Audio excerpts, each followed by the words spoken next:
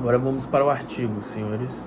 O artigo é um artigo sobre a deficiência de tiamina como causa de corpo mole reversível, tá? Resumo dele.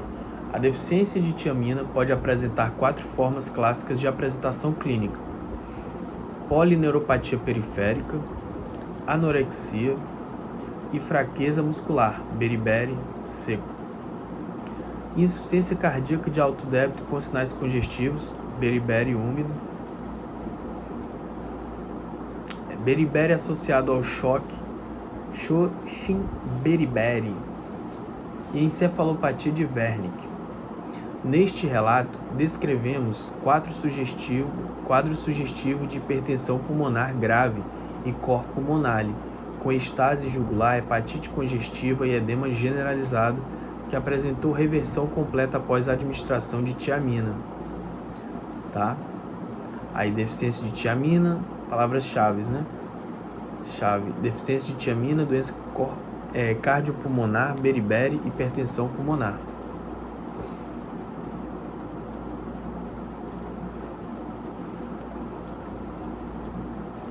É um relato de caso, tá? Deficiência de tiamina como causa de corpo pulmonar irreversível. É da Lina S. Coelho, João C. Webb, Marcos F. Minicucci, Paula S. Azevedo, Sérgio A.R. Paiva, Leonardo A.M. Zornoff. Vamos lá.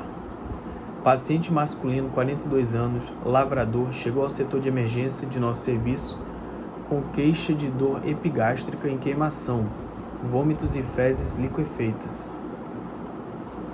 Referia também dispneia aos moderados esforços de longa data, mas com piora recente.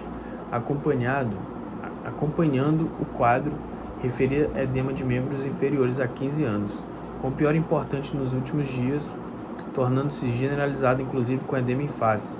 Antecedentes pessoais: ex-etilista e tabagista atual, 30 anos maço. Na verdade, 30 maços anos.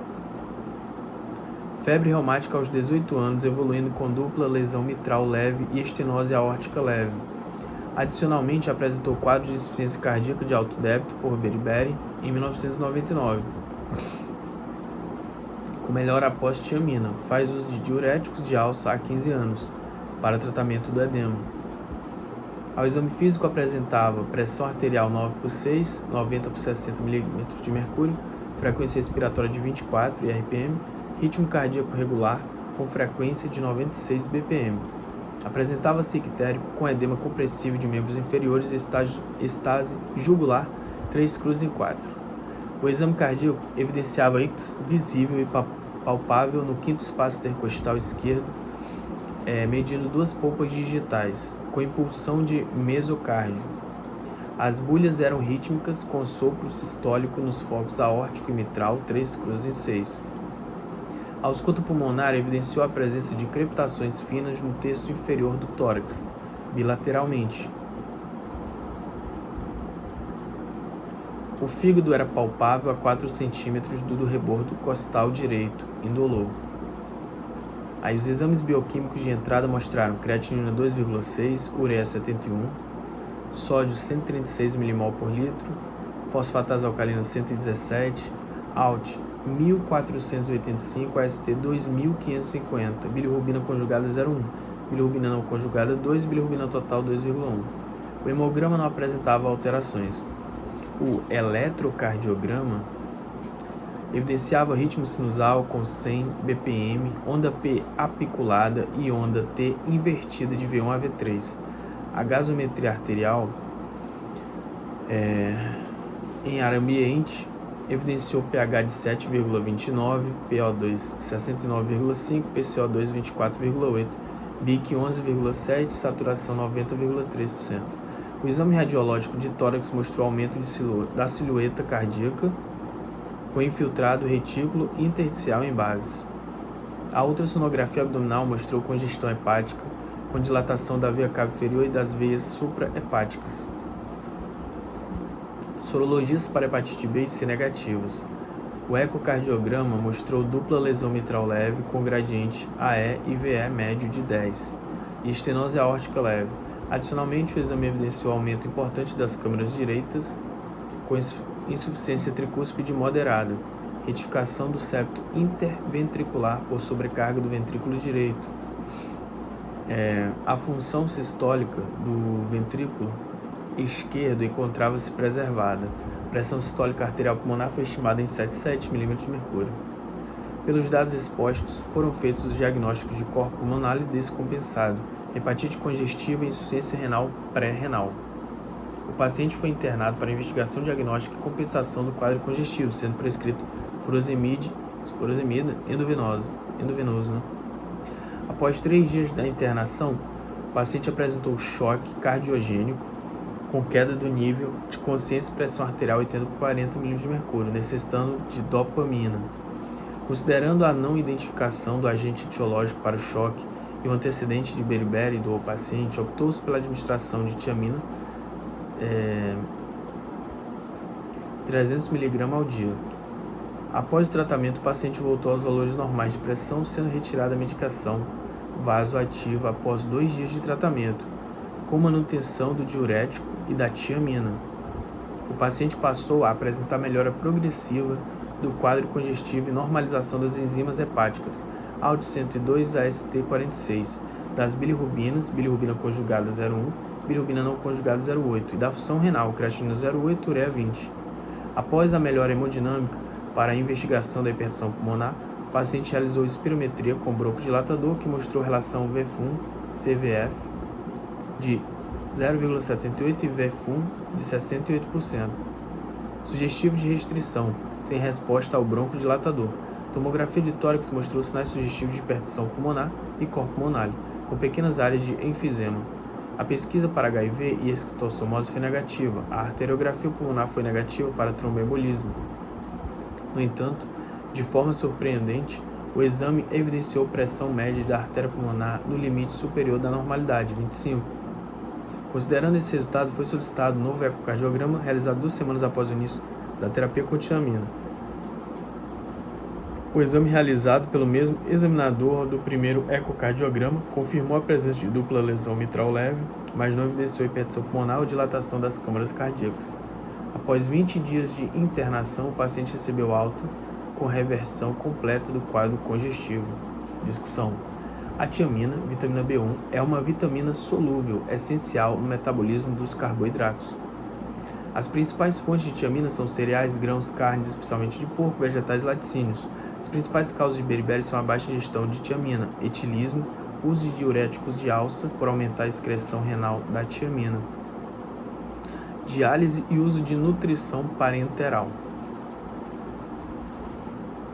Alto consumo de carboidratos, situações de estresse, como febre e infecções, podem agravar o quadro. A depleção total da tiamina corporal ocorre em aproximadamente 3 semanas sem suplementação. A deficiência de tiamina é classificada hoje como erro de metabolismo adquirido, resultando em disfunção do ciclo de Krebs, o que levaria à depleção de ATP, e vasodilatação com aumento na liberação de adenosina. No beriberi úmido, ocorre vasodilatação com aumento de shunts arteriovenosos e alterações significativas dos pequenos vasos, o que diminui a circulação cerebral e renal com aumento da circulação em músculos. Esse fenômeno poderia explicar alterações da função renal, como as encontradas em nosso paciente. Outra alteração característica do beriberi úmido é o aumento da pressão diastólica final do ventrículo esquerdo, com o consequente aumento do fluxo arterial pulmonar. Essas alterações poderiam resultar em hipertensão pulmonar. Outro mecanismo que poderia explicar a hipertensão pulmonar seria o aumento na resistência vascular pulmonar, provavelmente decorrente da vasoconstrição. Os mecanismos envolvidos nesse processo ainda não estão esclarecidos. Nosso paciente apresentou quadro exuberante de corpo pulmonar com estase jugular, hepatite congestiva e edema generalizado. Aspecto que merece ser enfatizado refere-se ao fato de que corpo pulmonar, como manifestação de beriberi, é evento extremamente raro. Por esse motivo, a deficiência de tiamina não é considerada rotina na investigação de quadros de hipertensão pulmonar. Em relação ao diagnóstico, a atividade da transquetolase eritrocitária é biomarcador de deficiência de tiamina. Entretanto, esse é um exame caro e não disponível na maioria dos serviços. Por essa razão, o teste terapêutico torna-se a forma corriqueira de confirmar os casos suspeitos. O tratamento do beriberi consiste em suporte cardiovascular e reposição de tiamina. A dose exata para o tratamento de um episódio de Sjögren-Beriberi não está determinada, mas doses de 100 a 300 mg diário, administradas por via endovenosa, têm sido suficientes para a reversão do quadro. A manutenção com 100 mg diários tem sido recomendada. Nosso paciente apresentou reversão do quadro de corpo pulmonar com doses diárias de 300 mg ao dia, administradas oralmente. Reportamos, portanto, o caso de paciente que apresentava quadro sugestivo de hipertensão pulmonar grave e manifestações importantes de insuficiência cardíaca direita, inclusive com hepatite congestiva, que reverteu completamente após a administração da tiamina. Alguns aspectos importantes devem ser considerados em relação ao nosso caso. Durante a investigação, não houve outro fator que explicasse as manifestações clínicas e a evolução. O paciente apresentava história prévia de etilismo e uso de diurético de alça, o que justificaria a deficiência de tiamina. Outro aspecto é que o paciente já havia apresentado quadro prévio de beriberi, com insuficiência cardíaca de alto débito. Adicionalmente, houve resposta clínica imediata com a reposição de tiamina. Assim, apesar de não termos feito a dosagem da atividade da transquetolase eritrocítica, o beriberi tornou-se a hipótese mais provável para o nosso paciente. Finalmente, o nosso relato apresenta uma limitação que merece ser enfatizada. A presença de síndromes de alto débito limita o diagnóstico de hipertensão pulmonar por meio do ecocardiograma, pois as variáveis ecocardiográficas podem se modificar pela própria condição de alto débito. Por essa razão, o diagnóstico definitivo de hipertensão pulmonar não pode ser estabelecido sem a confirmação por estudo hemodinâmico invasivo.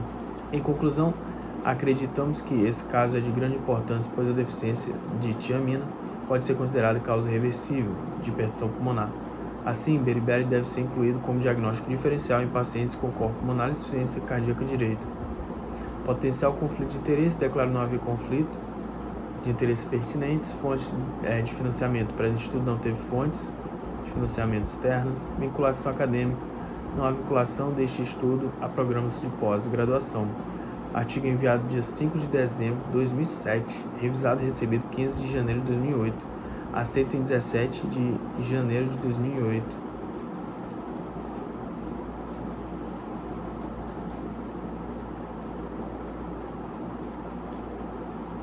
Tá aí. Ó.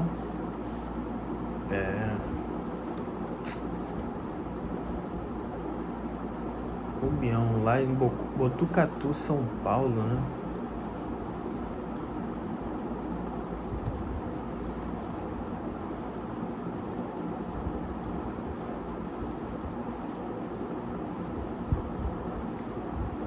E é isso, senhores. Esse foi o artigo de hoje. Um relato de caso.